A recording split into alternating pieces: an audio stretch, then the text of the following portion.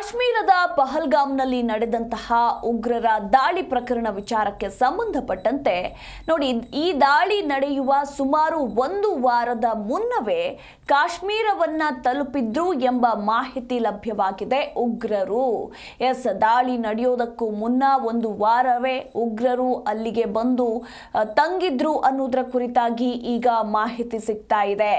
ಕಾಶ್ಮೀರದ ಪಹಲ್ಗಾಮ್ನಲ್ಲಿ ದಾಳಿ ನಡೆಸಿದ ಉಗ್ರರು ಈ ದಾಳಿ ನಡೆಸುವ ಸುಮಾರು ಒಂದು ವಾರದ ಮುನ್ನವೇ ಕಾಶ್ಮೀರವನ್ನ ತಲುಪಿದ್ರು ಎಂಬ ಆಘಾತಕಾರಿ ಮಾಹಿತಿ ಲಭ್ಯವಾಗಿರುವಂತದ್ದು. ಈ ವೇಳೆ ಕಾಶ್ಮೀರದ ಸ್ಥಳೀಯ ಉಗ್ರರು ಹಲವಾರು ಪ್ರವಾಸಿ ಸ್ಥಳಗಳಲ್ಲಿ ಸುತ್ತಾಡಿ ದಾಳಿಗೆ ಹೊಂಚು ಹಾಕಿದ್ದು, ಅಂತಿಮವಾಗಿ ಭದ್ರತೆ ಕಡಿಮೆ ಇದ್ದ ಕಾರಣ ಪಹಲ್ಗಾಮ್ನ ಬೈರಸನ್ ಕಣಿವೆಯನ್ನ ಭಯೋತ್ಪಾದಕ ದಾಳಿ ನಡೆಸಲು ಸರಿಯಾದ ಸ್ಥಳ ಅಂತ ಆಯ್ಕೆ ಮಾಡಿಕೊಂಡ್ರು ಅಂತ ಹೇಳಲಾಗಿದೆ.